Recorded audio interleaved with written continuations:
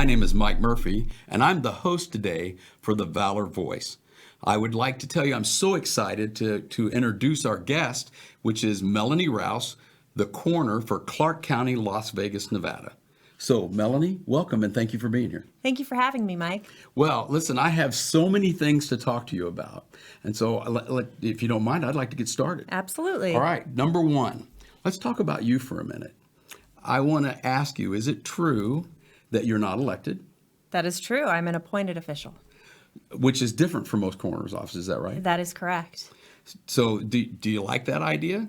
I would much rather work in an appointed position because it gives you a lot more longevity to really see the future of where you want your office to go. And you have the ability to do that without time constraints that are usually created through an elected position. And by the way, maybe the folks out in our audience today don't know this, but we've just gone through an election with a lot of coroners across the United States, and I've noticed there's been some changes. So I think the fact that you're appointed and you have that longevity makes a huge difference. I agree. So now you're not a medical doctor. I am not. So you're, quote, a lay person. That is correct. Okay. So tell me about you and your education, your background, and what got you now to be the coroner of Las Vegas or Clark County. Okay. Well, I started my career in working in the medical field, so learning a bunch about medicine as I possibly could while I was working on my undergraduate degrees through Colorado State University. After completion of my undergraduate degrees in psychology and microbiology, I moved to Phoenix, Arizona. Once I was in Phoenix, Arizona, I began my career working in the Maricopa County Office of the Medical Examiner. So just real quick, there's a difference between coroner medical examiner's offices. Coroner's offices are led maybe by a doctor, but it could be a layperson, might be elected, might be appointed, right? But medical examiner's offices, that's run by a physician, is that correct? Traditionally they are. When Okay. I started in my career, they were actually ran by an administrator, which Okay. is actually very similar to the role that I play here in Clark County as the head of the department. But working in the Maricopa County Office of the Medical Examiner, I worked in various different positions. I worked as a case information specialist. I worked as an investigator, a senior level investigator, a appointed position to be the Mass Fatality Coordinator and Continuity of Operations Preparedness person. Wow, that's a big one. So when we talk about mass fatality and continuity preparedness, what exactly was that? So it is essentially planning for disasters on every scale. It is planning for internal disasters where you may have your operation shut down, where your facility may not be accessible, or you may have limitations in your facility. So it's planning to have ways to keep your business going. As you know, working in the death care industry, death does not stop because everything else does. So you have to find a way to keep your practices up and running even during those challenges. So that's part of what the mass fatality planning and continuity of operations person does. You know, I got to be honest with you. I think a lot of people think about mass fatality as it comes from the outside and how it affects the organization. But when you're talking about the continuity of service from the inside, I think that's something that doesn't get enough attention. Oh, I would agree completely. I think a lot of people sometimes may miss that step or not think of the fact that if you have to be prepared for if you had a sudden cooler outage or if you had a sudden water pipe burst over your records rooms and what that might look like for the information that you're required to have and the information that we collect every day on the cases that we work.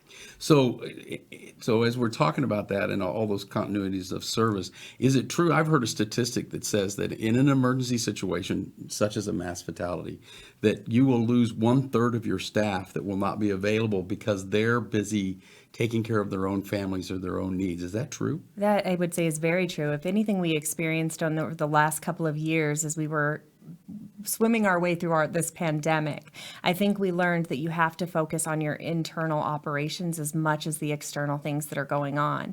So staffing is always one of our biggest limitations, that and time. Time is one of our most valuable resources, and there's never enough of it to keep up with what the community and the death investigation world demands. This is some fascinating stuff, and I want you to know when we come back in the next block, I want to talk more about what you're looking for for employees and keeping the organization whole. But I want to turn back for a minute and refocus.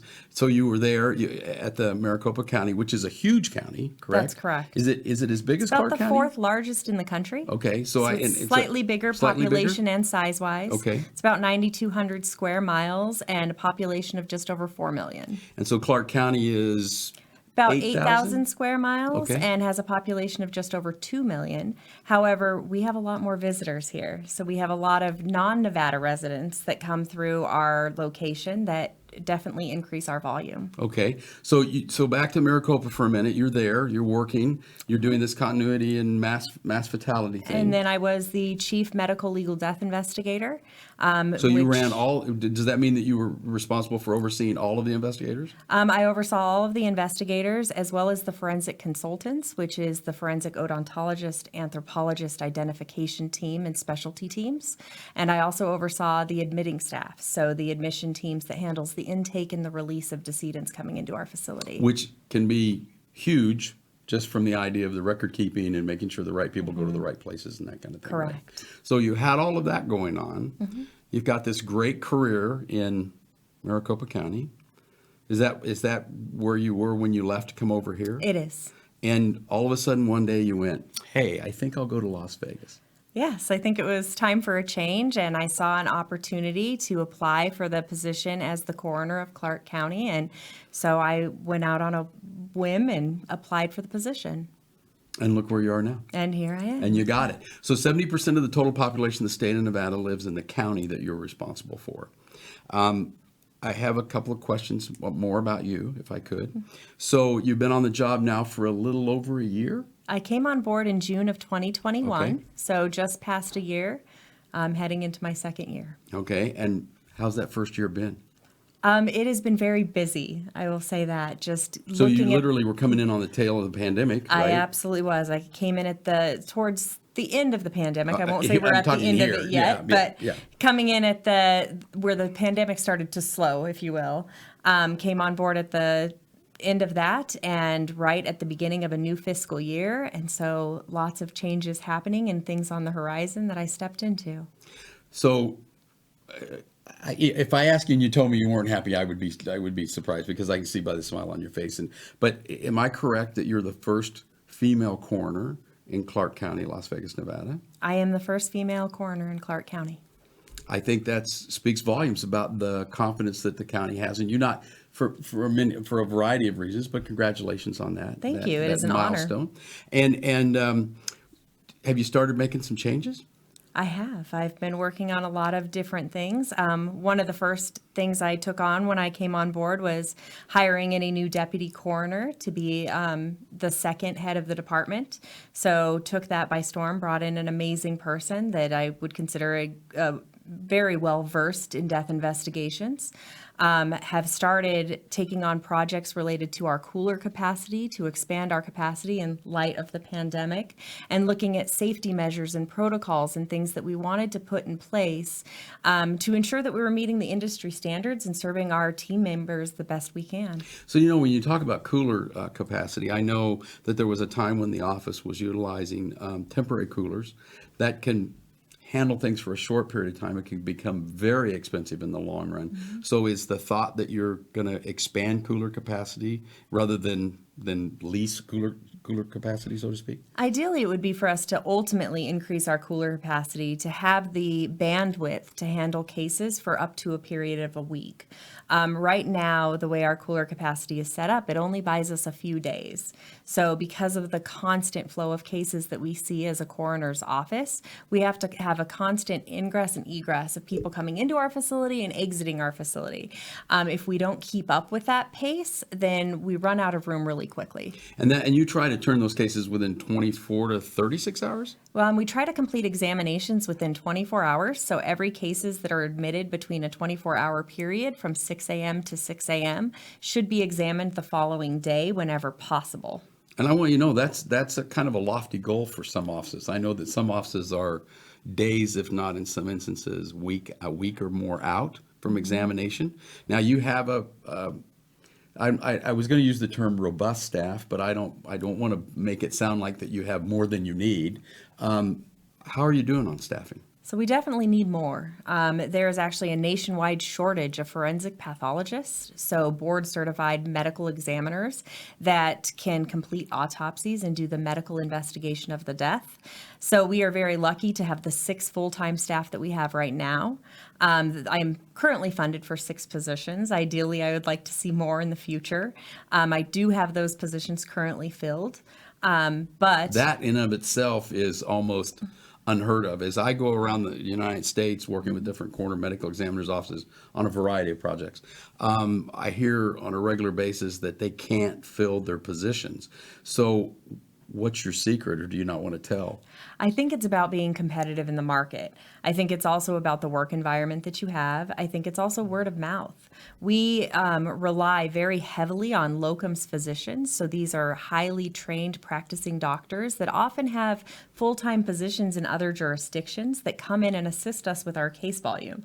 Otherwise, we would not be able to keep up with our pace. So when you talk about your locums, are you saying that the locums actually make the full-time doctors want to be here because they're not quite as burdened? Absolutely. I think they provide a release valve. It allows them to have things like paper days so that they can complete their casework.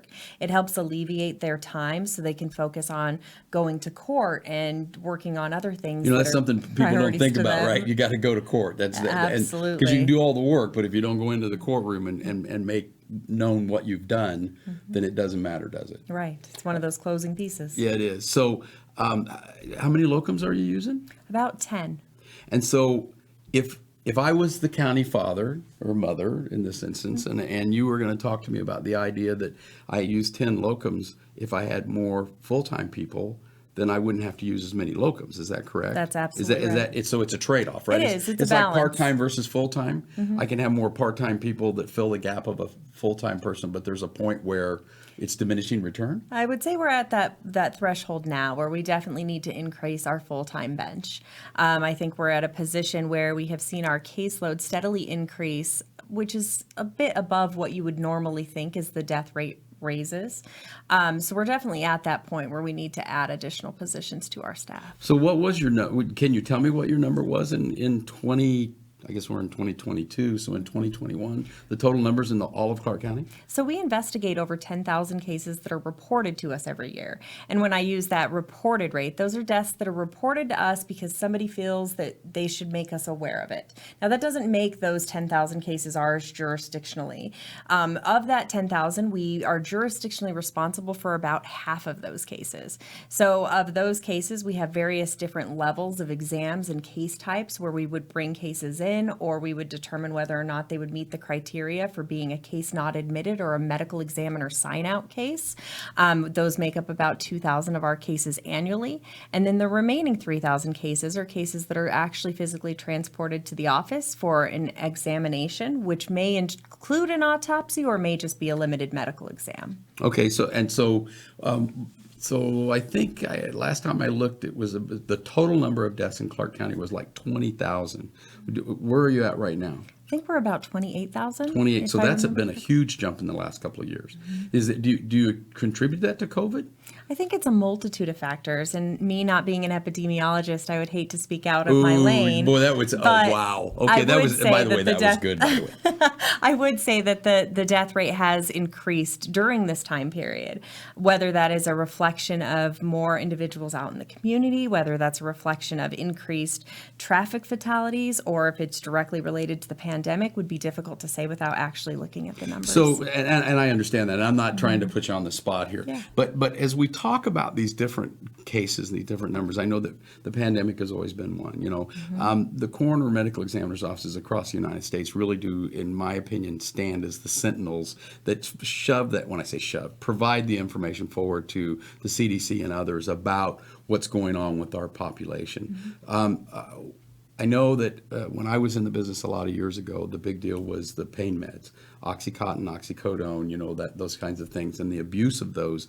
And we were seeing this continual rise. And then there was a kind of a lockdown on the prescriptions of, you know, the prescribing of those. And so then we saw that people started going out for street drugs because they couldn't get prescription drugs, and then all the things related to that. The kind of the elephant in the room that I'm going to ask you next is fentanyl an issue in Las Vegas? Absolutely. I'd say fentanyl is an issue rising across the United States as a whole. We have definitely seen a dramatic increase in our fentanyl cases over the last 2 years. I think that that will continue to rise as more fentanyl derivatives make their way into our communities. I would absolutely say that the shifts in drug deaths have changed. So you watch early on in my career, I remember a lot of the drug deaths were really those illicit street drugs.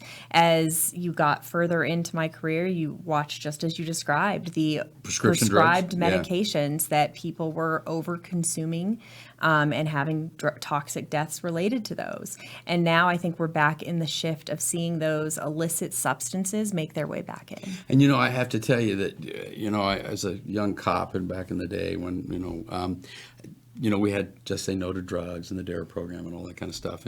And as I went into the coroner business, what I was finding was it wasn't the kids that, I'm not telling you we didn't have kids that were abusing drugs and dying, but it was my generation, and it was the more adult generations that were actually abusing the prescription drugs. I remember my generation was, if one's good, two's better, right? But and then it really looked like there was a real shift from, quote, kids to adults, certainly older adults in many instances, and now it seems like it's just all over the board. I see a range of these drug-related deaths from youths all the way up to individuals in their 80s. So I think you're right. I think that expands multiple generations, and I don't think that shift is going anywhere soon. Yeah, and I don't think we're going to solve it today, but it's certainly a problem that needs to be addressed. So we've talked a little bit about you and your career and how you've gotten where you are. And did you say microbiology? Yeah, wow. Minor. Minor? A minor. A minor. I want you to know that was a minor in microbiology, by the way.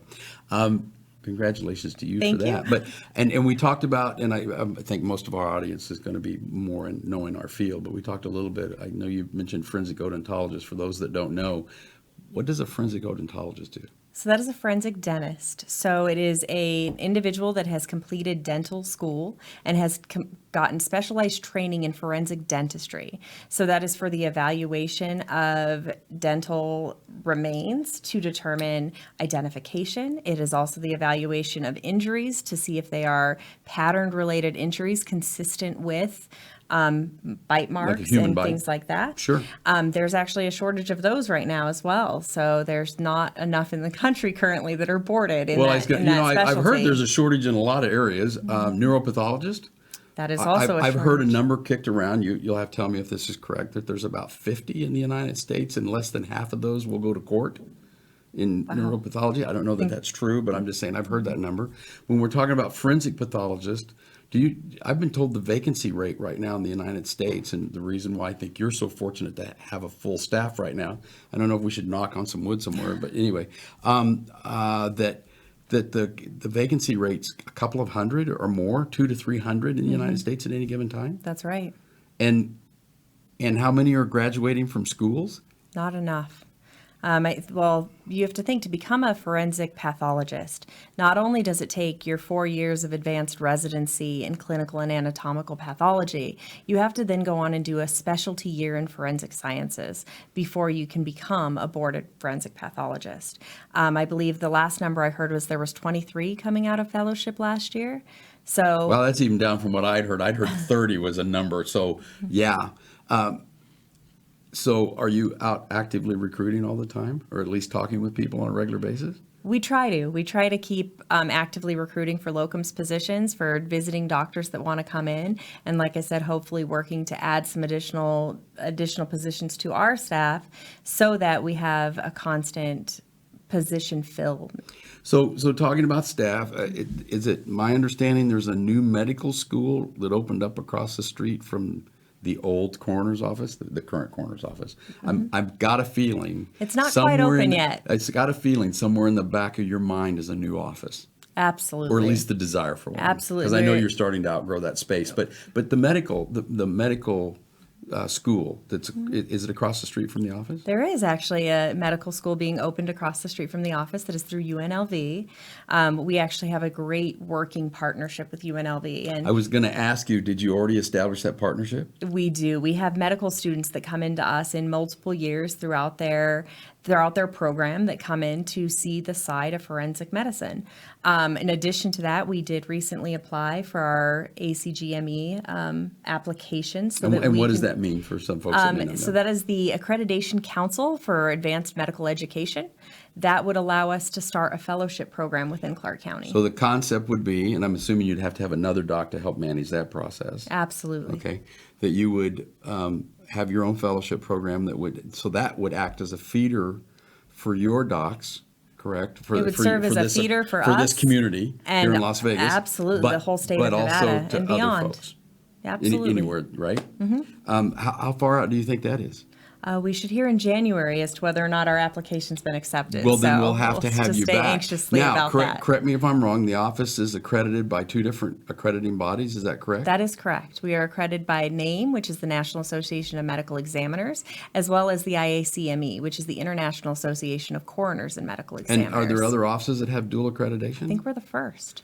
That's amazing. That's pretty cool. It is. Yeah, that's It pretty is. cool. So can we talk a little bit more about the office in Clark County for just a second? Absolutely. So you're serving 8,000 square miles of territory, 2+ million people, this tourist population that comes in every single day. You know, it's constantly changing, right? So that's the Las Vegas Strip, downtown. But people think about Las Vegas, I think they think about those things, right? But you have Mount Charleston, which is a snow ski, and it's my understanding you can snow ski in the morning, water ski in the afternoon if you really wanted to. But you have Lake Mead. There's still water out there, is that right? It's receding, but yes, there is still water there. And we might talk for a moment later about some of the discoveries that have happened out there. But so you have Lake Mead, and you border 2 different states, Right. Arizona, That's which right. you have relationships with. That's right. And California.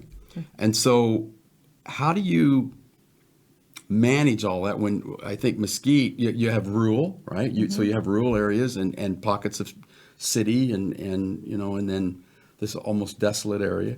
Do you see any challenges in your people responding to calls and from high-rise buildings to middle of the desert?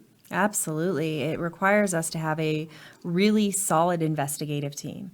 The investigations team is our 24/7 division that responds to death locations no matter where they are within our jurisdictional boundaries. These are the individuals that take our first reports of death. So they take the first call being informed that a death has occurred that may fall within our jurisdictional criterion. They determine what level of response is required for that death, whether it's an in-person response where an investigator physically needs to go to the scene and assess the death and the circumstances surrounding that death. And then from there, they are the ones that are responsible for collecting and starting the chain of custody and collection of evidence to initiate the investigation process. They are the ones that work alongside our law enforcement partners in the field. So having that team that is designated to those tasks helps us drive the investigation process and be able to respond to all of the demands that we see. So let me ask you this. How do you find a good death investigator? What's your process for that? Because I'm assuming these folks don't grow on trees somewhere, right? Unfortunately not. Yeah. I would say for death investigators, it starts with having somebody that has a full awareness of what death industry is. So we do have a death investigations training program. In fact, it is currently up on our website and available for applications for the new class that's coming up in the spring, or early January, I believe, is when it's scheduled for. So that acts as a really generally good get tool. a large amount of folks that you then have to. We have to. There's an application process, Right. and it's highly competitive. So from the applicants that we receive, we have to narrow those down to who is going to be the best fit for our program. So just like any other application or training that you would apply for, it's very similar to that. We bring them in and they train alongside our investigators. They get some didactic lectures, they get information related to death investigation, they get some hands-on training and experience actually seeing decedents in their natural settings. And then from there, that serves as an excellent place to start volunteering for our office, and then hopefully applying for full-time and part-time positions when they become available. And it's my understanding that the turnover rate for the office generally is pretty low, except for part-timers. Is that right? It is generally pretty lower than the rest of the county. I would say that just like everybody has faced challenges in what the academics have deemed the Great Resignation, we have not been immune to that. So we have definitely seen more turnover in the last few years than I think you would see under normal circumstances. A lot of people equate that back to the pandemic. Some people believe that that's just a result of the pandemic making life changes for people. So we haven't been immune to that. But yes, generally we have a lower turnover And rate. I was going to say, some of the clients that I work with in my current company have indicated that 30% is about what the turnover rate's been since the pandemic, or since this whole Great Resignation. And yeah, some people have said, "Hey, I've decided to make a life change," or it gave them a new perspective, for lack of a better description. Absolutely. One of the challenges I think we face in the investigations division specifically is that it is not a Monday through Friday job. It is a 24/7 operation. We don't take weekends and holidays off. We have to continue to work and serve our communities. And that's a challenge because some people just want that 9 to 5, right? You're absolutely And it's not like it is on TV, right? Oh, no, it's definitely not like it is on TV. It's definitely quite a bit different. And I think that's another thing, is that sometimes people have unrealistic expectations when they come into and they apply for a job. And not just to the coroner's office or medical examiner's office, but I think to any place that people sometimes, what they see on TV is they think that's what's going to happen in real life. And it certainly can be different than that. Absolutely. So you've got your investigators, and then there is an administrative staff? That is correct. We have an amazing administrative staff that handles the everyday processes of the office. They handle every single phone call that comes in. They talk to family members. They handle property and personal belongings and returning those things back to the legal next kin. They handle death certificate processing and administrative tasks like transcribing reports and making sure that physicians get medical records and documents that they may need as part of that investigation piece. So the administrative staff really serves as a hub of information that all the office centers around. So, and they do you mentioned transcription, I think. I can't imagine what it would be like to be a medical transcriptionist. They type these blazing speeds, but just to listen to that all the time, I'm glad they do it. I'm not sure that would be something that I would find to be definitely a needed position and role. Yeah, and a great thing, by the way. Absolutely. Right? We've only got a couple of minutes left on this segment, but I do want to talk about, you also have not only your medical staff, but a forensic staff. Is that correct? That's correct. We have a forensic technician and forensic assistants. So these are really the hands and feet on our backside of our office.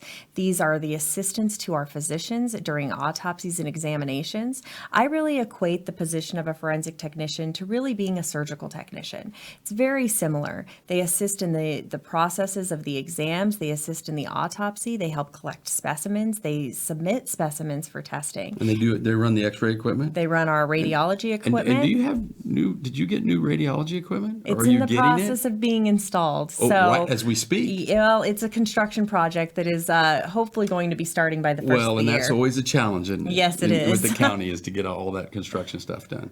It's one thing to get the equipment; it's another thing to get it put in, right? So Absolutely. that'll be great, and that's a new system. It is. And what does it do different? So this system will actually provide full body x-rays rather than what we currently operate on, which is a very antiquated system that can only do limited images of certain portions of the body. So being able to do a full body scan alleviates a lot of the pressures off of our technicians. It helps capture information in a very systematic way that's easy for viewing. Perfect. I'm sure IT loves you because you're going to store a lot of images, right? Yes, we are. Well, listen, we're just about to run out of time on this segment. If it's okay, I'd like to come back around and continue to talk for a little bit with you about some things. I know you have a new position in the office I'd like to talk about, Absolutely. and then some of the investigative stuff you all are doing. Again, I'm very pleased to tell you that we have Coroner Melanie Rouse here in the studio with us today. We've done segment 1, and now we're going to do a second segment and continue to talk with her about what's going on in the medical legal death investigation world, specifically what's happening here in Clark County, Las Vegas, Nevada, some of the challenges and some of the successes that she's had and the first year she's just completing. And so we're just so excited to have her here. Thanks for staying with us. Yes, thank you for having me back. Great. So I have some more questions. We were talking about when we just left off. We were talking about the forensic group and the new radiology equipment, and so that's coming in January. It's been a long time coming. I know everything that you do that's worthwhile is not always easy. That's right. And so that's the forensic staff are the hands-on, and they run the morgue and handle all the assisting the doctors in their examinations, correct? That's right. And pull toxicology? They do. Radiology? Toxicology, radiology, they prepare histology. They also help prep things for our neuropathologists when they come in, and they really serve as the extra set of hands for our physician staff. That's excellent. And then, of course, you have your physicians. Absolutely. And you have 6 of those? Correct. 6 full-time and then 10 part-time that come in and do locums work. So how is that to manage all of those physicians? So they are a very highly qualified, highly skilled set of individuals. They are remarkably intelligent, and they bring forth a variety of different things to the office. Without them, then we wouldn't be able to accurately and assess these deaths. So I would say that in itself is a challenge in just making sure that you have the right people in place to do that and have the skill sets that are necessary to make sure that happens. Well, and across the United States, there's a variety of offices. There's coroner's offices, there's medical examiner's offices, there's hybrid offices. I would say that your office is somewhat of a hybrid office. We are absolutely a hybrid office. And I think sometimes when we hear the shouts from the different sides of that process. Should it be a coroner's office? Should it be a medical examiner's office? I've always said that I don't really think it matters as long as you have the right leadership, the right quality of people in place, and that the coroners understand what their lane is and what they need to do. And then when they need to enlist the help of the medical examiner to get down into the weeds, so to speak, or to determine to provide the cause of death so that the manner of death can be determined by whoever that official is that needs to do that. Is that how you see it? I see it that way in a sense, but I also envision it that having someone like myself in place to serve the administrative side of things and to really do the business management side of the house allows the physicians to have the time to dedicate to what they're really best at, which is practicing medicine. So it alleviates those burdens from them from having to worry about budgets and having to worry about recruitment and staffing and worrying about all of the different pieces that go into supplies and equipment and safety protocols and policies and procedures, and it frees them up to be able to practice medicine as best they can to serve the decedents in our community. And I don't know if you're aware of this or not, but Dr. Otto Ravenholt was the first official coroner of Clark County, Las Vegas, Nevada. I had the pleasure of spending time with him. It was him and Ron and then me and John and then you. And so one of the things that I thought was pretty ingenious with him, he was the health official, so he ran the health district, but he was also the coroner. And one of the things that he talked about was he wanted Clark County to spend their doctor dollars, as he called it, on medicine, not on administration. And hence this concept that he came up with as a physician to have a, quote, layperson or a coroner run the office so that the doctors could go about the business of medicine rather than the administrivia of death, so to speak, and of running an office. And that seems to have served, I think, the Las Vegas area and Clark County well. Is that your position? I think that absolutely serves the community very well. You talk about physicians at this high of a qualified level. They come at a very high ticket item price, if you will, but they're worth their weight in gold because of the advanced knowledge that they have for death. And I appreciate what you're saying about that. I even would go the step further to say that they spend all this time going to school, and I don't believe any of them go to business school, and nor would we want them spending their time worried about an attendance policy or putting together. You want their input for the next budget, but they shouldn't have to be worried about the next budget. That's what you do. Absolutely. Perfect. So with that in mind about next budgets, it's my understanding that in your budget this year, you were able to get a new position. That's correct. And that position's never before happened in our office. And is that even in some other offices? I believe some other offices have them. I know that I had worked very hard to create a similar position in my prior agency. I would say that we are Hang on, just a so second. You said you excited. worked hard to provide it. Did you get it? We did. Oh, okay. So I this is kind of not- mirrored. Okay, so this what is not was brand new created territory there. for you. Right. Perfect. So we kind of mirrored what position was created there and brought that into Clark County, which I think is an excellent way not only to give back to the team members and the staff that is inside the office, but also to give back to the entire community and really give them a bridge between us as medical professionals or medical legal death investigators and professionals to the more sensitive sides of death and the other parts that we don't necessarily always dive into. So what is the official title of the position? It is a family counselor. Okay. And they're full-time? They are full-time. And what are the duties, not what is, what are the duties of this family counselor? Yes. Okay. So the family counselor really has a robust set of duties. Their responsibilities are not only to serve in liaison for the legal next of kin and the family members and the bereaved in our community that we come across during the course of our work, but they also head up our peer support for the internal staff of our office as well. Okay.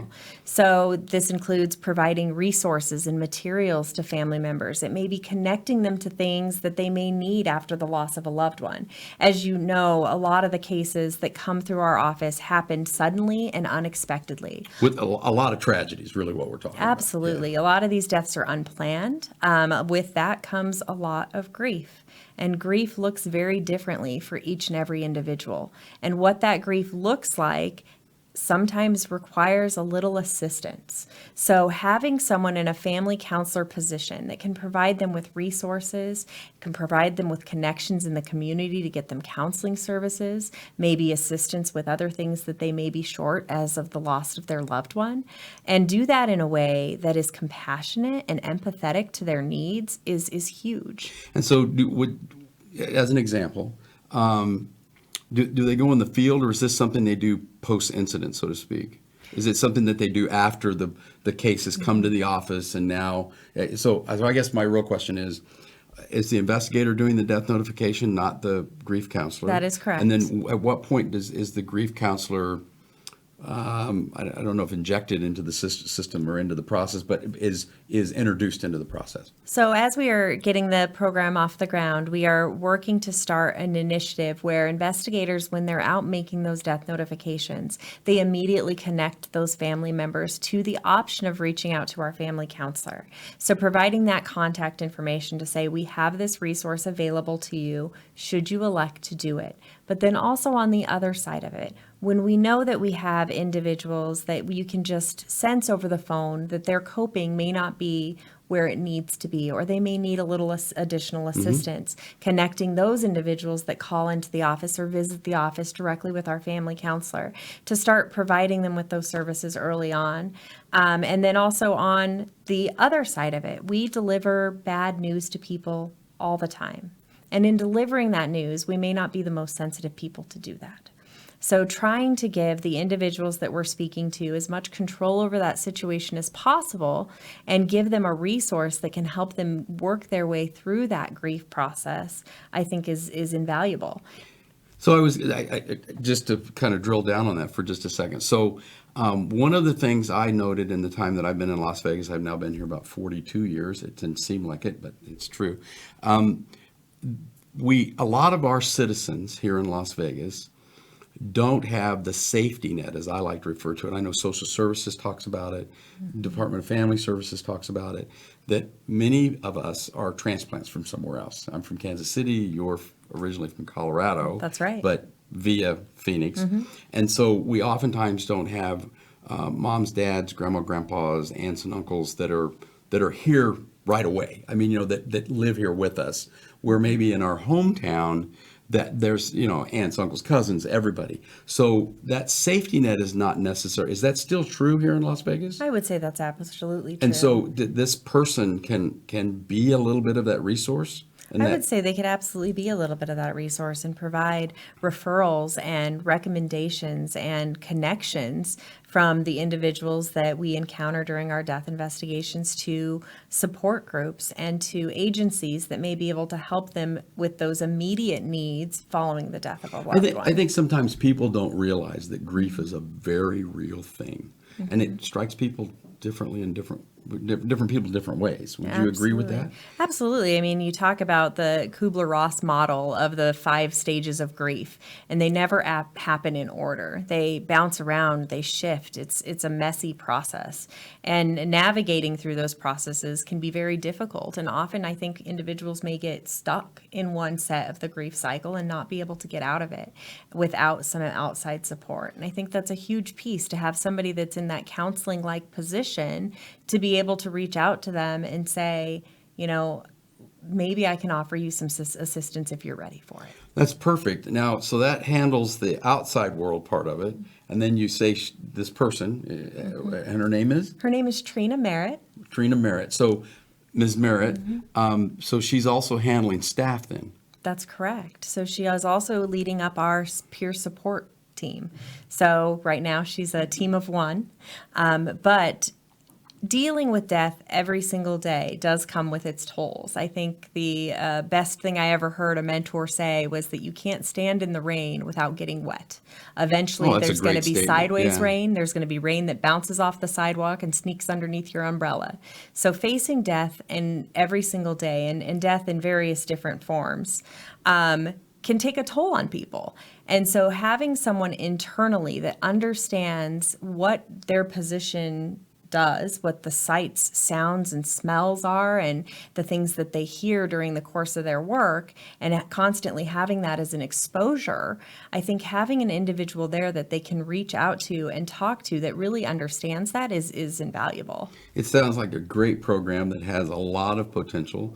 I'm going to assume, and if not, I would hope that you would maybe have her come back, or the two of you come in, and so we could talk a little bit more about that. But I also think that this is something that maybe would be worthy of a presentation, maybe at NAME or IACME, about the success and the things that you're seeing and things that are going on. Because I have to tell you, as I think we found with the pandemic, we knew, but it came more to light. And of course, in Las Vegas, we had the 1 October event. But it does take a toll on our staff. And our staff want to be healthy and happy and well, and they want to do a good job.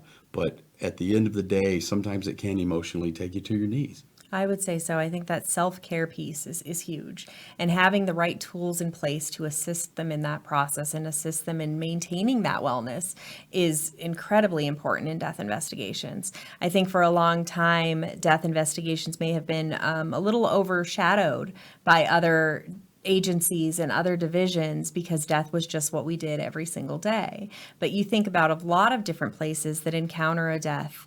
After that death occurs, they have opportunities to really decompress and step away from that incident. Whereas for us, we go from one death investigation to the next. Yeah. So the decompression is go to another death scene. Absolutely. Right? Yeah. And so having that place or person in place to provide those resources and to say that it's okay to say you're not okay. And when you say you're not okay, you're not going to be condemned or judged for it. Instead, we're going to provide you with the tools and resources you need to do what we really want you to do, which is to get back to being successful in your position. And that's great information, Melanie. I want you to know, for our first responders that are out there, it's important for you to understand, and I consider the medical legal community a part of that first responder group. And I agree completely. Yes. We want you to understand that if you need assistance or you're having any issues, there is help out there. Don't be afraid to ask for that help. The Wounded Blue is another Valor Voice that we've done that's got valuable information for you. There are certainly peer groups that are out there that can help you, but don't be afraid to ask for help. It's extremely important. And we want you to be healthy and well and go out and do your job every day. So please don't forget that. If I could change gears for just a minute, and that position sounds like I want to hear a lot more. We are absolutely thrilled to have it on board. How could you not be? Right? How could I'm you excited not be? to see where that program goes. goes. I think that's great. So are there any challenges that you think the medical legal community is facing in the next couple of years? that you'd like to talk about? I think there's a lot of Yeah, challenges. I noticed you went, ooh, Well, that was kind of a wide topic, right? Yeah, which one would you like to talk Well, about? maybe top 3. I would say there's a multitude of challenges that we are going to be facing as medical legal death investigators. I would say that we are in an interesting time period historically right now with many different challenges. I think that the pandemic brought forth something that none of us had ever expected or were ever really prepared for, if you will. I always say that disasters aren't a matter of if, but when they will occur. And it doesn't matter the size of your community, right? I mean, I'm not trying to bring up bad things, but I think anybody that thinks for 1 minute that their community can't have one, I bet the people in Uvalde never thought they'd be having one. And look how small that community was. And so I do agree that if you have a plane flying over, if you have a school, if you have a bus that drives through, whatever it is, you're just.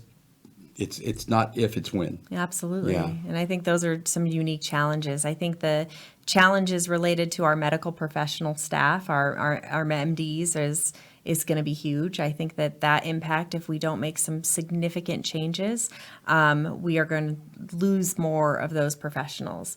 I am very pleased to say that Clark County has done an amazing job at trying to make it a marketable and sustainable position for those physician staff. That's good to hear. And it is. And so those are some huge changes. So a huge thank you to the board for recently passing those changes for us here in Clark County that will help us. So did you get some salary changes? And We some did. Of those things? We got Perfect. some restructuring as part of a position description evaluation. And so those will be coming into place soon as well. That's great. I also want to tell you that I think that speaks volumes for you and your leadership and your ability to transfer that information from what you need to the commission, so that the commission can make those decisions and give you what you need so that you can provide them with that information. So that's excellent. So what do you think one of the next challenges are? I would say the next challenges is always one of our biggest ones, which is related to volume. So we know that we are heading into a time period where there are going to be more deaths in our community. We know that we have an aging population, if you will, of individuals. I'm shocked. Of individuals that likely. Are you talking about me? No, absolutely not. No, good. Thanks for that. But in general, the population itself is aging. So as that continues, we will have an increased death rate. So with that comes more volume. And I think a lot of the misconceptions are that death does not always occur within a medical setting. Often it's at home, often it's unexpected, often it's not when an individual's been recently treated or seen by a physician. So I think we're going to see more of that, and that in itself brings on more unique challenges. And you have an obligation to prove that it's not something nefarious, right? That it's not a criminal activity, which I want to segue over for just a second. I think we have a minute for that. I know that there's been questions that have come up about the quote, bodies in Lake Mead. As the water went down, we've found I know there's been some skeletal remains found. And they've been in areas, recreational areas, where over the years we've had drownings out there. The vast majority of those, there's nothing sinister about those. They were natural cases, you'd say, without speaking to them specifically, a specific case. I would not be able to say that they were natural. Well, I'm sorry, not natural, but I mean they were not. They weren't due to foul They were not. play. Yeah, Yes, thank you. we can Thank you for rule correcting out- that. we can rule out I want to foul apologize. play. Natural would not be correct. Or death caused by another. Yes, thank you. Yeah, and I apologize for that. I know better. So, but what I'm saying is that they certainly weren't. They don't appear to be of a criminal nature. No, we've Death only caused had by another. one case that has come from Lake Mead that is a homicide. Right. That was without getting into it, I know we had a barrel, an individual that was found in a barrel.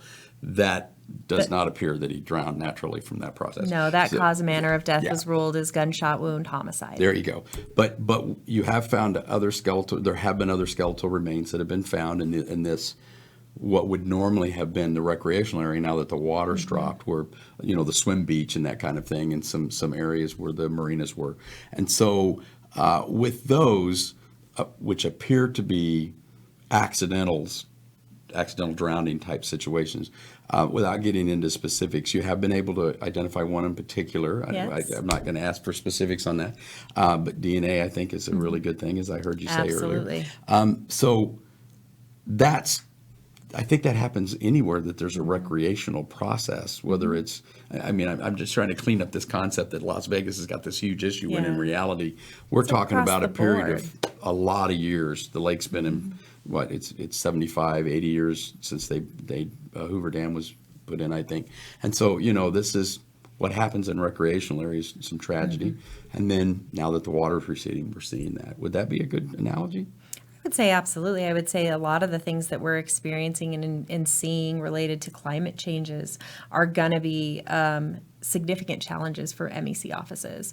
So those challenges in itself not only include the receding lake, where you're going to have remains that are uncovered that may have been there for a while just because they were inaccessible or they weren't able to be recovered at the time that they may have gone missing.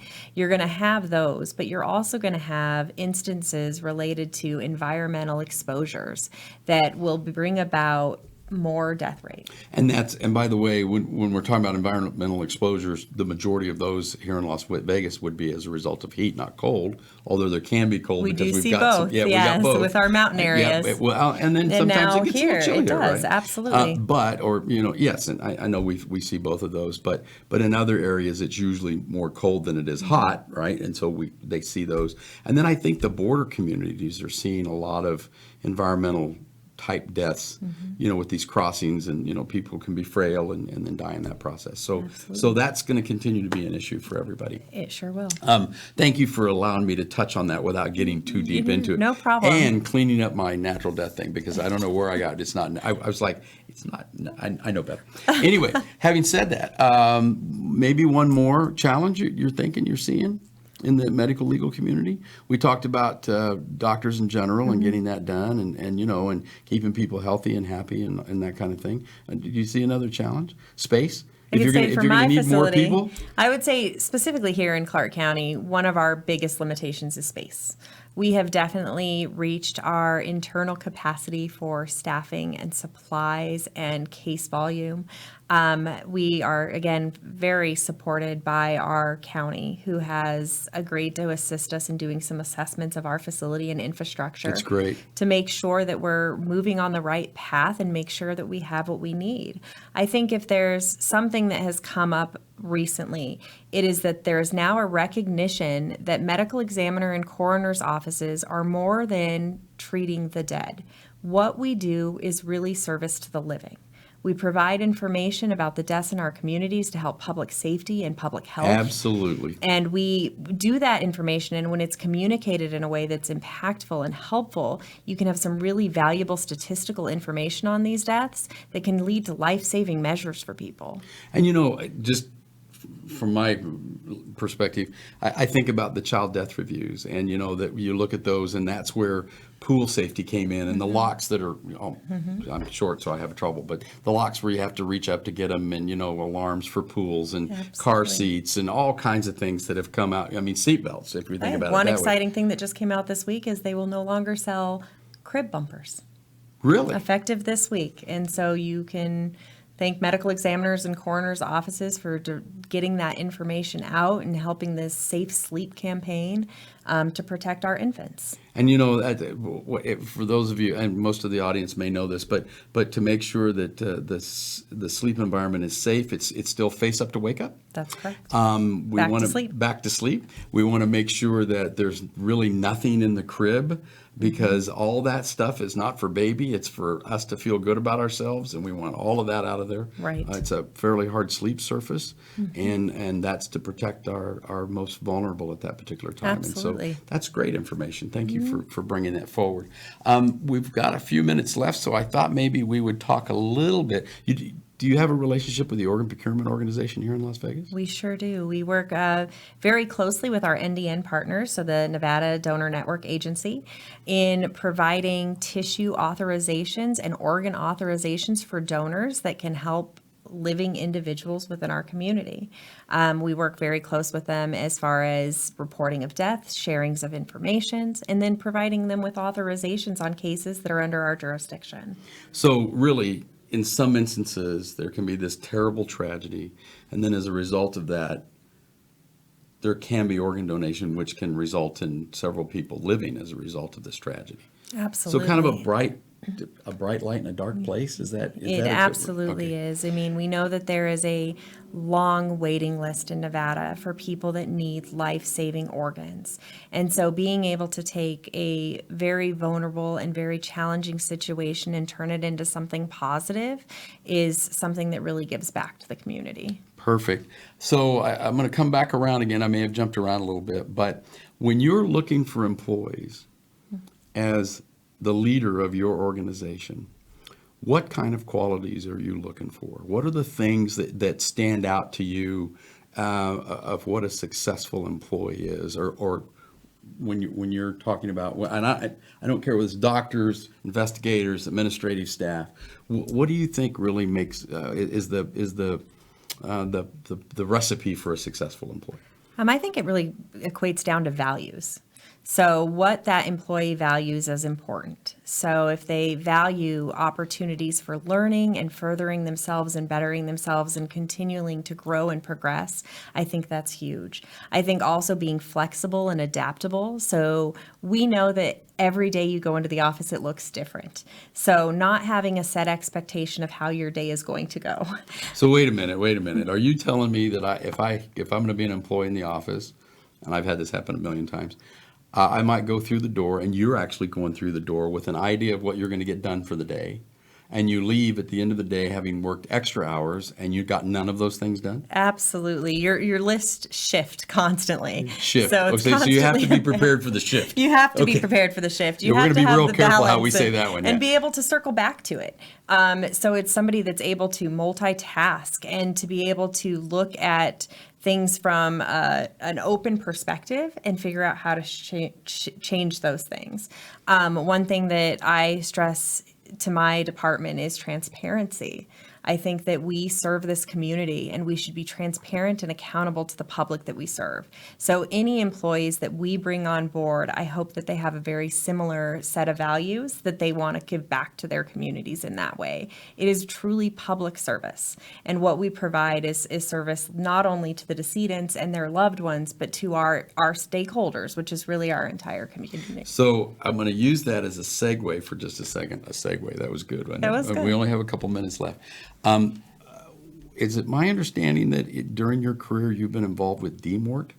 I have. Are you allowed to talk about that at all? I know they're kind of quiet about it, but can you at least tell us what DMORT is? So I am a member of DMORT, which is Disaster Mortuaries Operations Teams. What we do, I am a medical legal death investigator for them.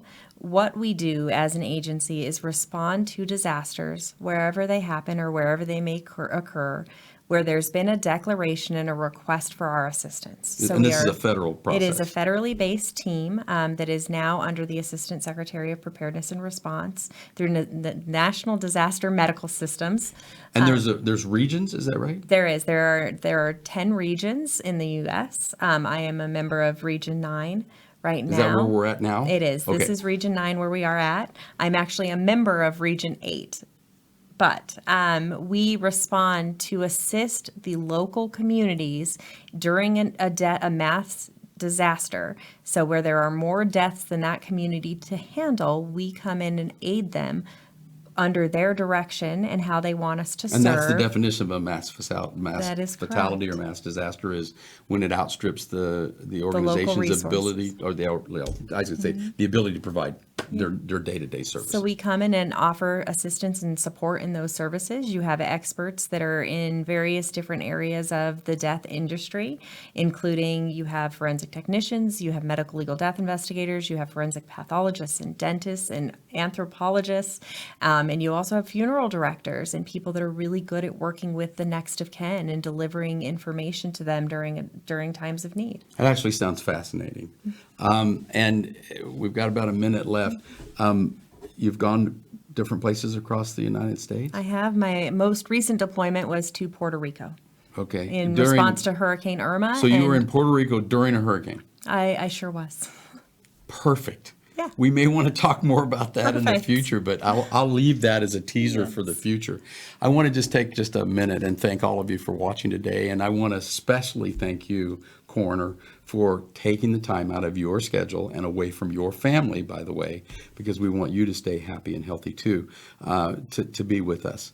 I can't thank you enough for that. Ladies and gentlemen, that's our show today. I am Mike Murphy, host of the Valor Voice.